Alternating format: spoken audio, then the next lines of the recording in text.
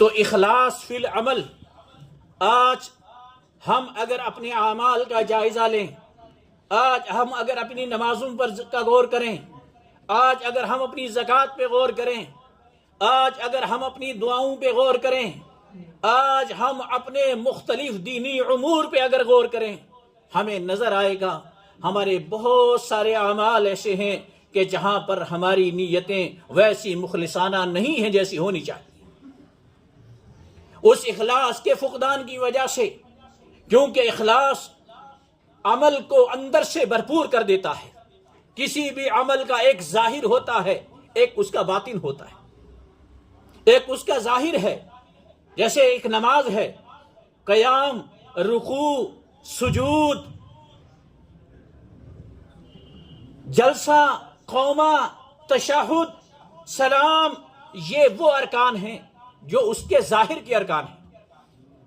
نظر آنے والے ارکان ہیں، اور کچھ اس کے باطنی ارکان ہیں، یعنی آپ کی نیت،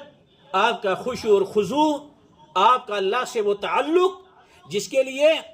اللہ کے نبی صلی اللہ علیہ وسلم نے ارشاد فرمایا، ان تعبد اللہ کأنک تراہ، تم اللہ کی عبادت ایسے کرو گویا کہ تم اللہ کو دیکھ رہے ہو۔ فَإِن لَمْ تَكُنْ تَرَاهُ فَإِنَّهُ يَرَاكَ، اگر تمہارا اتنا یقین نہ ہو، اگر تمہارا اتنا مضبوط ایمان نہ ہو، تو یہ یقین ضرور رکھو کہ اللہ تمہیں ضرور دیکھ رہا ہے۔ یعنی عبادت کرتے ہوئے اللہ کے سامنے جب تم نماز پڑھ رہے ہو، رکوع کر رہے ہو، سجدہ کر رہے ہو،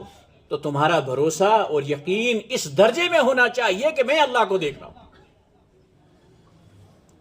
اور اگر اتنا نہیں ہے کسی آدمی کا تو یہ تو لازمی سمجھے کہ اللہ مجھے دیکھ رہا ہے۔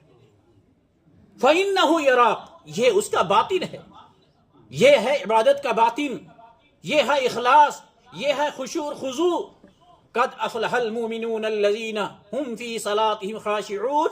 اللہ تعالیٰ فرماتا ہے کامیاب ہو گئے وہ ایمان والے، فلاح پا گئے وہ ایمان والے، نجات حاصل کر لی ان ایمان والوں نے جنہوں نے اپنی نمازوں میں خشوع اور خضوع کو اختیار کر لیا۔ تو میرے بھائیوں اور بزرگوں، یہ اخلاص فی العمل ہے، اپنے عمل کے اندر اخلاص پیدا کرنا ہے۔ اگر عمل کے اندر اخلاص نہیں ہے تو گویا پھر ایمان کی کمی ہے۔ اسی وجہ سے اخلاص کی تعریف میں ایک شخص نے اللہ کے نبی صلی اللہ علیہ وسلم سے پوچھا، مل ایمان، اے اللہ کے نبی صلی اللہ علیہ وسلم، ایمان کیا ہے؟ ایمان کیا ہے؟ اللہ کے نبی صلی اللہ علیہ وسلم نے فرمایا کہ الاخلاص، ایمان اخلاص ہے۔ صحیح بہقی کی روایت ہے، کیونکہ ایمان کا تعلق انسان کے باطن سے ہے۔ ظاہر میں اگر آدمی اقرار بھی کرتا ہے، یہ تو منافقین بھی اقرار کرتے تھے، وہ کلمہ بھی پڑھتے تھے، وہ نماز بھی پڑھتے تھے، وہ روزہ بھی رکھتے تھے، ظاہری اعمال تو کرتے تھے، لیکن باطن میں وہ اللہ کو دھوکہ دیتے تھے۔ اس لیے اللہ کے نبی صلی اللہ علیہ وسلم نے ایمان کو اخلاص کے ساتھ جوڑ دیا، یعنی جو دل سے مومن ہوگا، اللہ کے لیے مخلص ہوگا، وہی حقیقت میں مومن ہوگا۔ اللہ کے نبی صلی اللہ علیہ وسلم کی صحیح مشہور اور معروف حدیث صحیحین کے اندر امام بخاری علیہ رحمہ نے سب سے پہلے جس سے شروعات کی ہے، انما الاعمال بالنیات، تمام کے تمام اعمال کا دار و مدار نیت سے شروع ہوتا ہے، نیت سے شروع ہوتا ہے، اور نیت انسان کے باطن کا نام ہے، عمل کے باطن کا نام ہے، یعنی ایک ظاہر ایک باطن۔ سب سے پہلے انسان کے اندر دل میں ایک داعیہ پیدا ہوتا ہے، ایک جذبہ پیدا ہوتا ہے، ایک حرکت پیدا ہوتی ہے، اس کے بعد عمل اختیار کرتا ہے۔ تو اب انسان کے اندر اللہ تعالیٰ نے نفس کو بھی رکھا ہے۔ نفس آدمی کو برائیوں کی طرف لے کے جاتا ہے، نفس آدمی کو غلط نیت کی طرف لے کے جاتا ہے، نفس آدمی کو دنیاوی خواہشات اور لالچوں کے پیچھے لے کے جاتا ہے۔ ہر عمل کا جب داعیہ پیدا ہوتا ہے تو نفس کی خواہش یہ ہوتی ہے کہ انسان اپنی مرضی کرے، اپنی مرضی کے مطابق چلے، اپنی آسانی دیکھے، اپنا فائدہ دیکھے، لیکن اس کے مقابلے میں ایک اللہ کی مرضی ہے۔ اللہ تعالیٰ کی ایک مرضی ہے، اللہ کا ایک حکم ہے، اگرچہ آدمی اسے وقتی طور پر نہ سمجھے لیکن یہ اس کی عقل اسے ضرور بتاتی ہے کہ جو اللہ کا حکم ہے یہی فائدہ دینے والا ہے، یہی کامیاب کرنے والا ہے، یہی نجات دینے والا ہے، وقتی نہ صحیح آخرت میں یہی اللہ کا حکم اور اللہ کا امر اسے نجات دے گا۔ یہاں اگرچہ وہ جذبات میں فیصلہ کرتا ہے اور خواہشات کی پیروی کرتا ہے لیکن عقل اسے ضرور بتاتی ہے کہ اللہ کی مرضی کے اوپر چلنے سے ہی فائدہ ہوتا ہے۔ تو ایسا شخص جو اپنے نفس کو مار کر، نفس کو کچل کے اللہ کی مرضی کو سامنے رکھتا ہے، اللہ کی مرضی کو سامنے رکھتا ہے، تو آپ جانتے ہیں کہ انسان کے عمل کا دار و مدار، انسان کے عمل کی بنیاد یہیں سے بڑھنا شروع ہو جاتی ہے۔ یہاں سے اگر درست ہو گیا، ان اللہ لا ينظر الى صورکم ولا الى اجسامکم ولكن ينظر الى قلوبکم واعمالکم، اللہ رب العالمین تمہارے جسموں کو نہیں دیکھتا اور اللہ رب العالمین تمہاری شکلوں کو نہیں دیکھتا۔ یہ تو اللہ کی مخلوق ہے، اس نے مختلف لوگوں کے رنگ، مختلف خاندان، مختلف قبیلے، مختلف علاقے، اللہ کی زمین بھری ہوئی ہے اپنے بندوں سے، ان کے حسب و نسب سے اور ان کے رنگ و نسل سے اللہ رب العزت کو کوئی غرض نہیں ہے۔ نجات اور کامیابی کے لیے اللہ کہ نبی صلی اللہ علیہ وسلم نے فرمایا کہ اللہ رب العالمین ان چیزوں کی طرف نہیں دیکھتا۔ ان اللہ لا ينظر الى صورکم، اللہ تمہاری صورتوں کو، تمہاری شکلوں کو نہیں دیکھتا، ولا الى اجسامکم، تمہارے جسموں کو نہیں دیکھتا، ولکن ينظر الى قلوبکم واعمالکم، لیکن اللہ تمہارے دلوں کو دیکھتا ہے اور تمہارے اعمال کو دیکھتا ہے۔ تو معلوم ہوا کہ اللہ تعالیٰ کی نظر سب سے پہلے انسان کے قلب، اس کے دل کے اوپر ہے،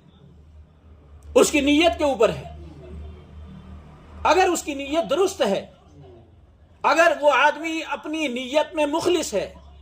اللہ کی رضا کے لیے عمل کرنا چاہتا ہے، تو اس کے ساتھ اللہ کی مدد، اللہ کی نصرت اس کے ساتھ شامل ہو جاتی ہے۔ جو آدمی مخلص ہوتا ہے تو اللہ تعالیٰ کی مدد، اس اخلاص کی بنیاد پر اللہ کی مدد آتی ہے۔ ورنہ آدمی کتنی کوششیں کر لے، کتنے جتن کر لے، کتنے ہیلے بہانے کر لے، کوئی بڑے سے بڑا کام کر لے، اس کام کی برکت، اس کام کے اندر جو خیر کا پہلو ہے، اس کام کے اندر جو نجات کا پہلو ہے، وہ سارے کا سارا اس کی خراب نیت کی وجہ سے سلب کر دیا جاتا ہے۔ اللہ کے نبی جناب محمد رسول اللہ صلی اللہ علیہ وسلم نے ارشاد فرمایا، بے شک اللہ رب العالمین اس امت کی مدد فرماتا ہے بضعفائہم ودعوتہم وصلاتہم واخلاصہم۔ اللہ تعالیٰ اس امت کی، یعنی امت محمدیہ کی اللہ مدد فرماتا ہے اس کے کمزور لوگوں کی وجہ سے، ضعفاء کی وجہ سے۔ مالدار یہ نہ سمجھیں کہ ہمارے مال کی وجہ سے یہ دین قائم و دائم ہے، ہم خرچ کر رہے ہیں تو اتنا بڑا یہ سارے نظام چل رہے ہیں، یہ سارے انتظامات ہو رہے ہیں۔ آپ نہیں جانتے، یقیناً مال کا بھی اس میں رول ہے، لیکن ان ضعفاء اور کمزور لوگوں کا بھی اس کے اندر رول ہے۔ اس امت کی کامیابی میں، اس امت کی نجات میں، اس امت کی بھلائی میں اور اس امت کی سربلندی میں ان کمزور لوگوں کا بھی ہاتھ ہے۔ اللہ تعالیٰ ان کے اخلاص کی وجہ سے اور ان کی دعا کی وجہ سے اور ان کی عبادتوں کی وجہ سے اس امت کی مدد فرماتا ہے۔ تو اخلاص، کسی بھی کام کے اندر اگر کچھ مخلص لوگ جمع ہو جاتے ہیں، اللہ تعالیٰ ان کے اخلاص کی برکت سے اس کام کے اندر بڑھوتری پیدا کر دیتا ہے۔ تو میرے بھائی اور بزرگوں، اپنی نیتوں کا جائزہ لیں، اپنے اعمال کا جائزہ لیں، اپنی مصروفیتوں کا جائزہ لیں۔ کہیں ایسا نہ ہو کہ ہم کوئی عمل کریں اور اس عمل میں ہماری نیتیں خالص نہ ہوں تو قیامت کے دن ان کو ہباء منصورہ کر دیا جائے، ان عبادتوں کو ہباء منصورہ کر دیا جائے، ان نیکیوں کو ہباء منصورہ کر دیا جائے، یعنی بالکل ریت کی طرح اڑا دیا جائے۔ اون جیسے اون ہوتی ہے دھلی ہوئی، اس کا کوئی وزن نہیں ہوتا. فلا نقیم له یوم القیامت وزنا، جیسے کفار کے اعمال ہیں قیامت کے دن ان کا کوئی وزن نہیں ہوگا، کوئی وزن نہیں ہوگا. کیوں؟ اس ایمان کے نہ ہونے کی وجہ سے. اور اہل ایمان اگر مومن ہے تو اس کے اخلاص کے نہ ہونے کی وجہ سے ان کا وزن ختم کر دیا جائے گا، ان کا وزن مٹا دیا جائے گا. تو اللہ کے نبی صلی اللہ علیہ وسلم نے فرمایا کہ اللہ کی نظر تمہارے دلوں کے اوپر ہے. انما الاعمال بالنیات، اعمال کا دار و مدار نیت کے اوپر ہے. اور ہر آدمی کو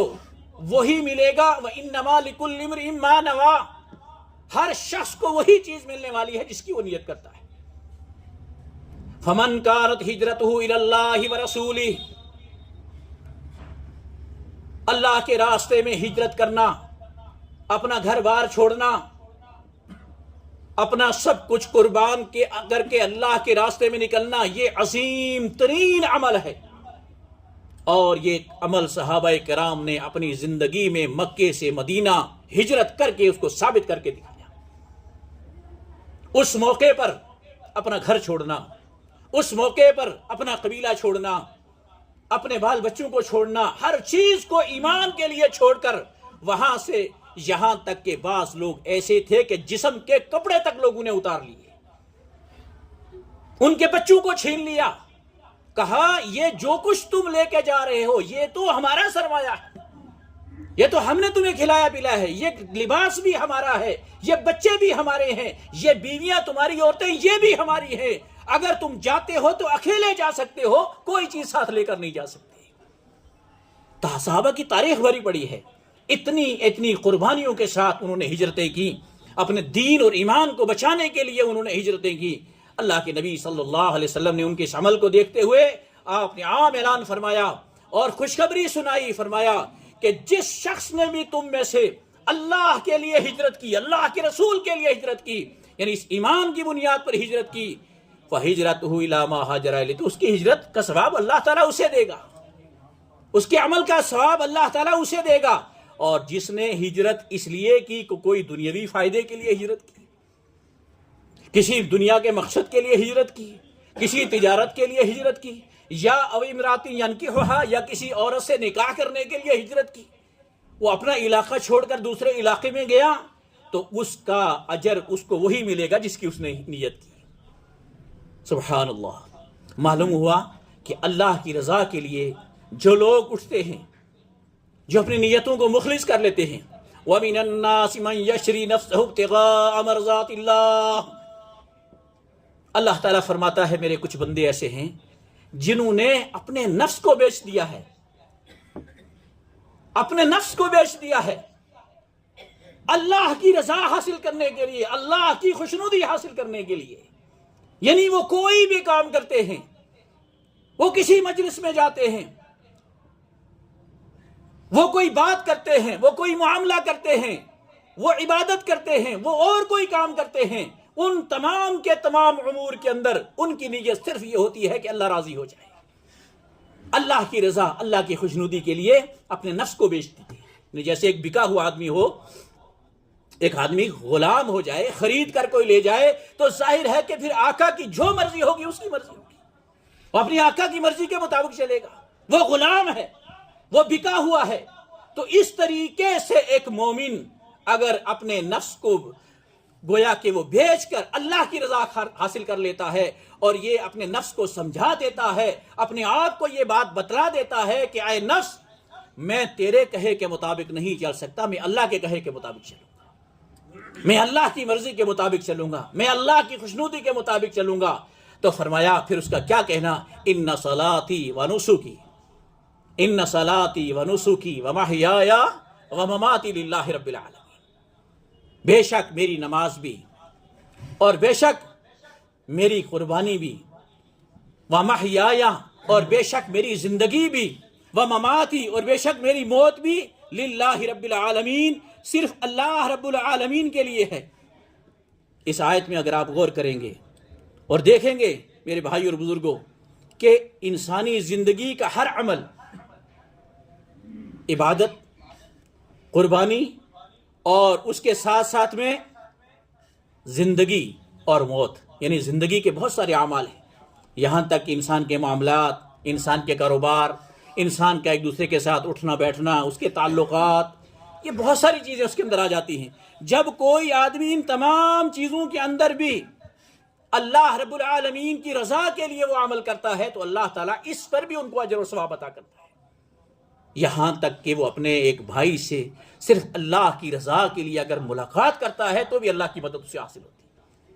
اللہ کے نبی جناب محمد رسول اللہ صلی اللہ علیہ وسلم نے ارشاد فرمایا کہ ایک آدمی کہیں پر اپنے کسی مسلمان بھائی سے ملاقات کرنے کے لیے اپنے گاؤں کو چھوڑ کر دوسرے گاؤں میں جا رہا تھا، تو فرمایا اللہ نے ایک فرشتے کو بھیجا، کہا جاؤ اسے پوچھو یہ کہاں جا رہا ہے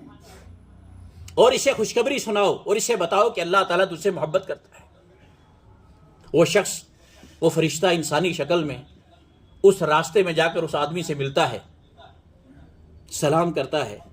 اس کے بعد اس سے پوچھتا ہے تو کہاں جا رہا ہے؟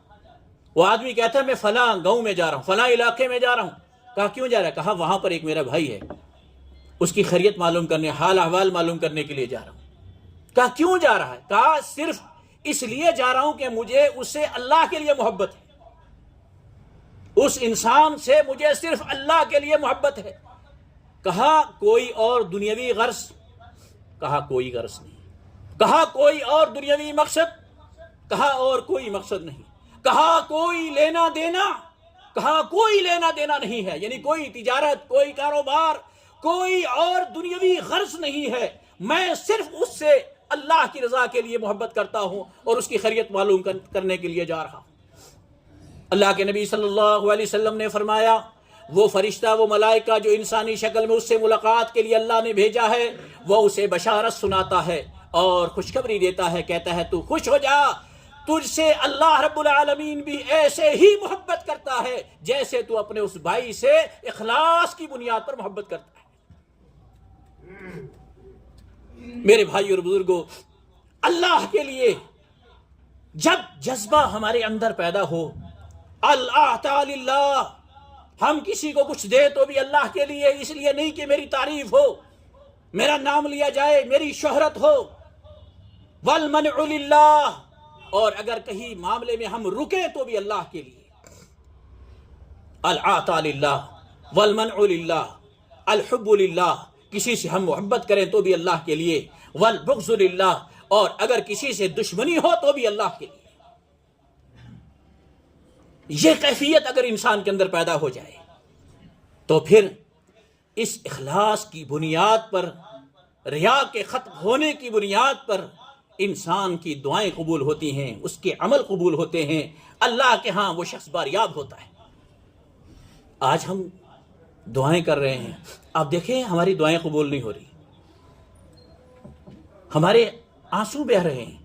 ہمارے ہاتھ خالی ہیں، ہماری جھولیاں خالی ہیں، ہماری عبادتوں میں وہ دم نہیں ہے، کیونکہ ہم جو اعمال کر رہے ہیں ان کے بھی ہم دنیائی کے اندر فائدے تلاش کر رہے ہیں، ان کے اندر اخلاص نہیں ہے،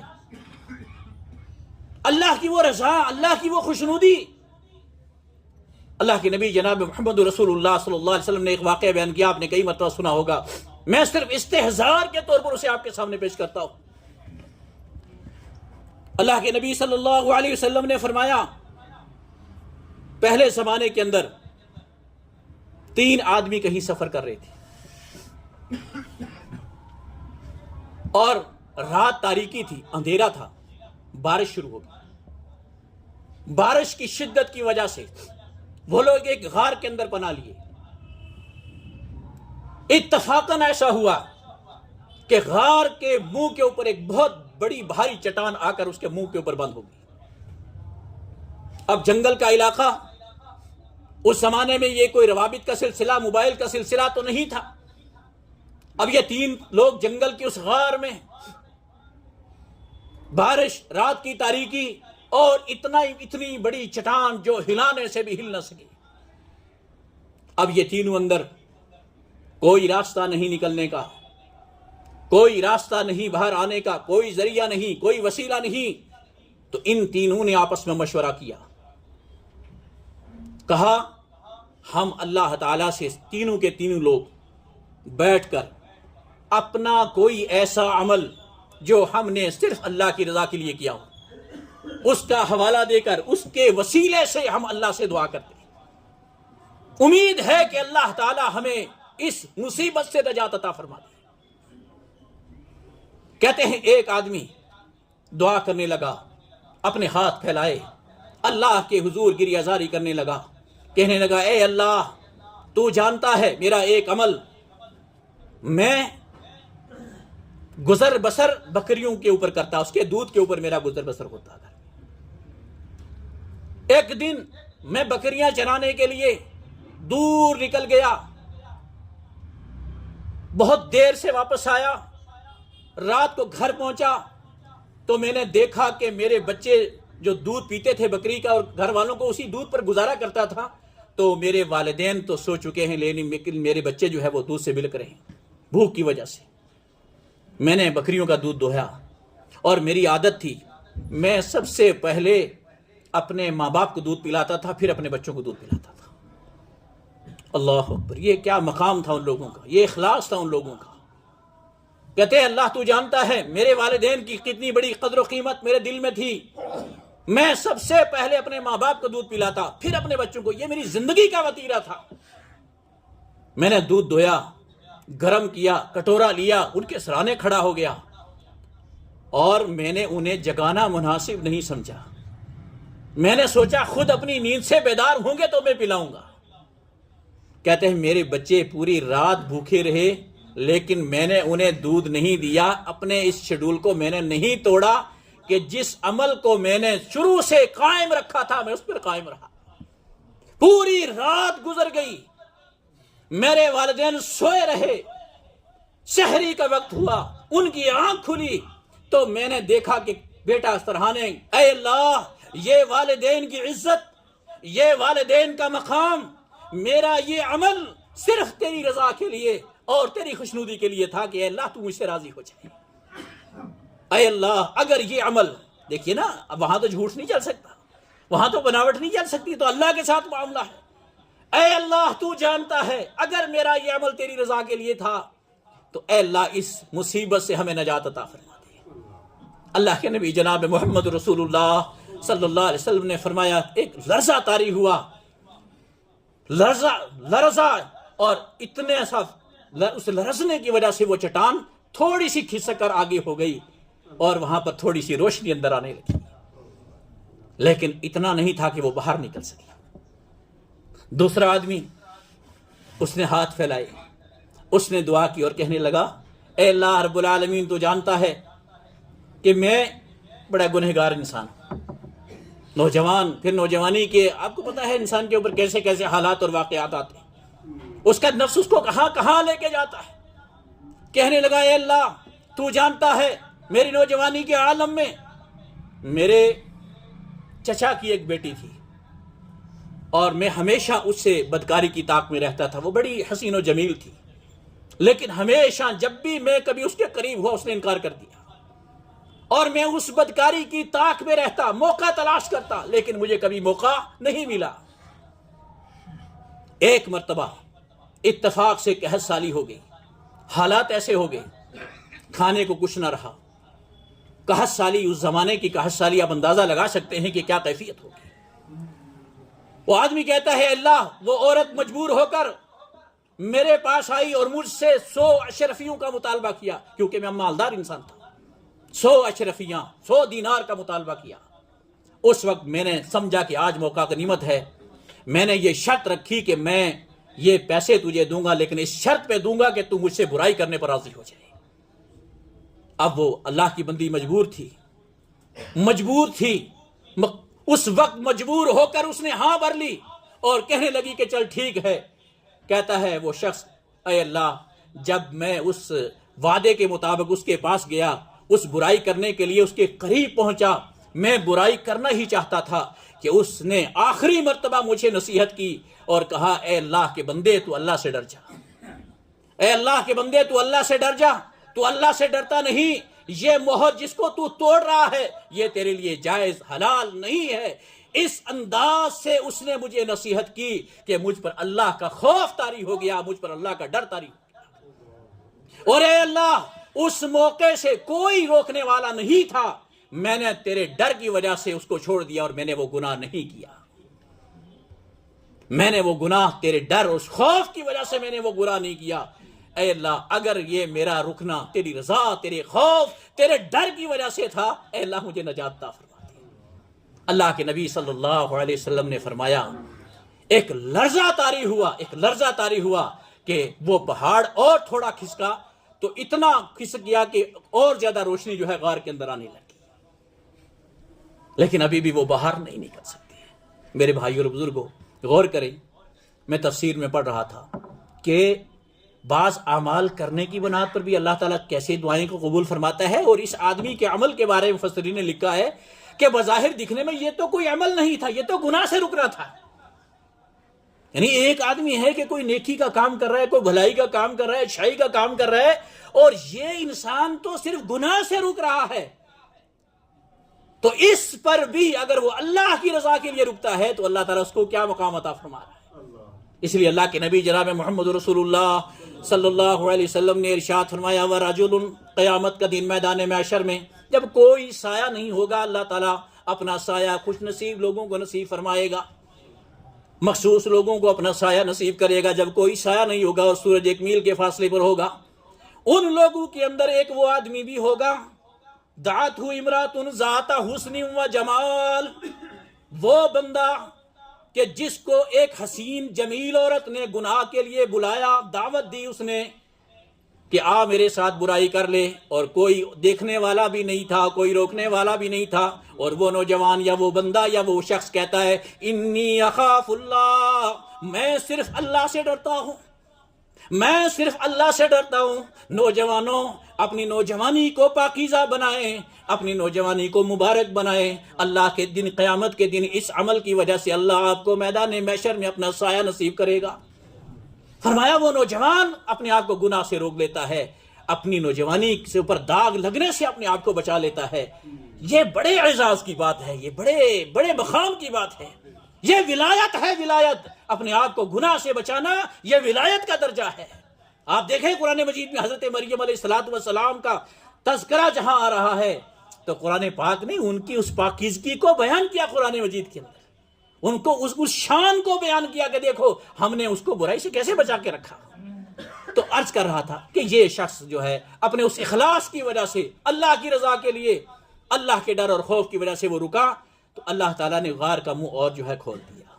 کہتے ہیں تیسرا آدمی جو ہے اس نے ہاتھ پھیلائے اور وہ کہنے لگا اے اللہ تو جانتا ہے میرے ہاں کچھ مزدور مزدوری کرتے تھے، اس کے بعد میں نے ان کو مزدوریاں دے دیں۔ ایک آدمی ان میں سے ایسا رہا کہ جس کی مزدوری میں نہ دے سکا اور وہ آدمی چلا گیا، لمبا زمانہ گزر گیا، اس کے بعد وہ آدمی آیا، آنے کے بعد میں نے اس پیسے کو جو اس کی مزدوری تو کاروبار میں لگا دیا، اس کاروبار سے پھلا بڑا، یہاں تک کہ بہت سی گائے، اونٹ، بھینس، بکریاں اسی سے ہو گئی۔ زمانے کے بعد جب وہ آدمی آتا ہے میں نے اس کو کہا اللہ کے بندے یہ جو بکریاں نظر آ رہی ہیں، یہ جو اونٹ نظر آ رہے ہیں، یہ جو غلام نظر آ رہے ہیں، یہ تیری اس مزدوری میں سے کاروبار کر کے میں نے آگے بڑھایا ہے۔ آج تو آ گیا، تجھے میں تلاش کرتا رہا لیکن نہ ملا، آج یہ سارا کچھ لے کر چلا جا، یہ تیری مزدوری ہے، میرے لیے جائز درست نہیں ہے۔ ایسے ایسے بھی اللہ کے بندے ہیں اس زمین کے اوپر ہیں۔ آج غور کریں، ہم حساب کرتے ہوئے کتنی ڈنڈی مارتے ہیں، غربا کے حق مارتے ہوئے کتنی ڈنڈی مارتے ہیں۔ اللہ کے نبی صلی اللہ علیہ وسلم فرمایا اس کے پسینے خشک ہونے سے پہلے اس کا حق ادا کر دیا کرو۔ اور اس نے اتنا بڑا احسان کیا، کہتا ہے وہ بندہ جب یہ بات سنتا ہے، وہ مزدور تو وہ سوچتا ہے میرے ساتھ مذاق کر رہا ہے۔ کہا اللہ کے بندے میرے ساتھ مذاق کیوں کر رہا ہے، اتنی مزدوری تو میری نہیں ہے۔ کہا نہیں یہ سب اسی پیسے کا ہے جو تیری مزدوری بچی تھی، لہٰذا اس سب کو لے کر یہاں سے چلا جا، یہ میرے لیے درست نہیں ہے، میں تو تجھے تلاش کر رہا تھا۔ کہتے ہیں وہ بندہ وہ سارا مال، وہ بکریاں، وہ اونٹ جو ہے وہ سب لے کر جو ہے وہ چلا گیا۔ وہ آدمی کہتا ہے اللہ سے دعا کرتے ہوئے اے اللہ اگر میں نے یہ عمل تیری رضا کے لیے، تیرے ڈر کی وجہ سے، تیرے خوف کی وجہ سے میں نے وہ سب چیزیں اس بندے کو دے دی، قیامت کے دن تاکہ تم مجھ سے یہ نہ پوچھے کہ میں نے کسی مزدور کا حق مارا ہے. تیری رضا کے لیے میرے مولا اگر میں نے یہ عمل کیا ہے تو آج ہمیں نجات عطا